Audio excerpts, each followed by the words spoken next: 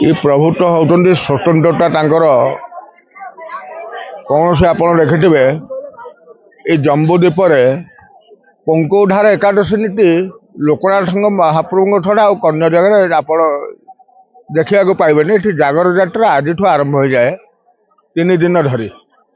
तेणुक सत्य जुगर आमको ब्रह्मा पूजा करते नारद पूजा करते तृतीय जुगर जो 14 वर्ष वनवास समय जम्बूद्वीप को महाप्रभु श्री रामचंद्र परिक्रमा करते ये कौन सी प्रकार शिव मंदिर से देखा पाई नथिले एवं शिवंकर पूजा न कले से पानी ग्रहण करते ना। तेणुक महाप्रभु ये गुहारिया पड़ुले श्री शंकर प्रकट होते जल भितर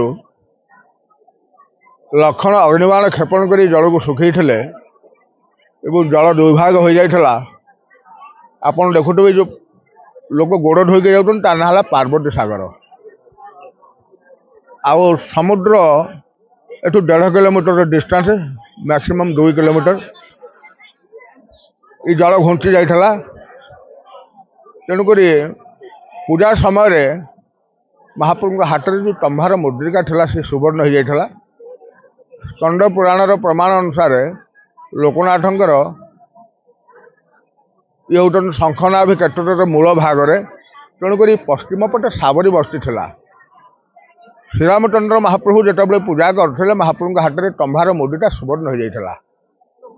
तेणुक कलिजुगर महाप्रभु को किए रखा किए नहीं यह भावी से जंगल गोटे लखन को पटे गोटे भिक्षार लाउ फल पाई से लाउ फल टी महाप्रभु उपर मस्तक दे एवं प्रभु को प्रार्थना करते प्रभु आपण चतुर्पार्श्व जल निष्कासन हो जाऊ भक्त सब दर्शन कर सुजोग पाइबे। तेणु आज दिनर महत्व हूँ जो पंकोधार एकादशी ये 24टा एकादशी भितर श्री रामचंद्र महाप्रभु होती विष्णुकर अवतार गोटे एकादशी से प्रभु को देते ना पंकोधार एकादशी।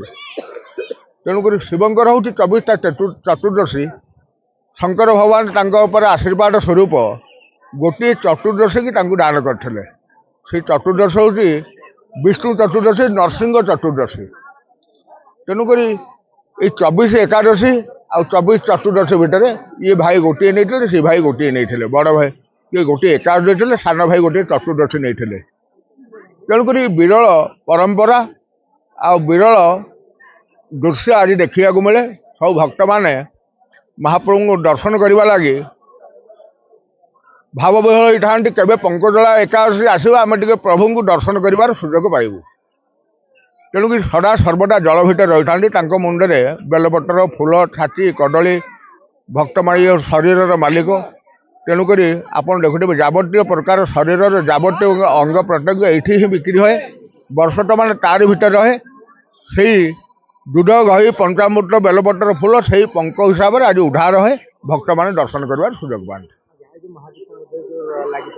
महादीप प्रज्वलन हूँ जगत मंगल दीप जगतर मंगल लगी आज ये दीपर प्रज्वलित है।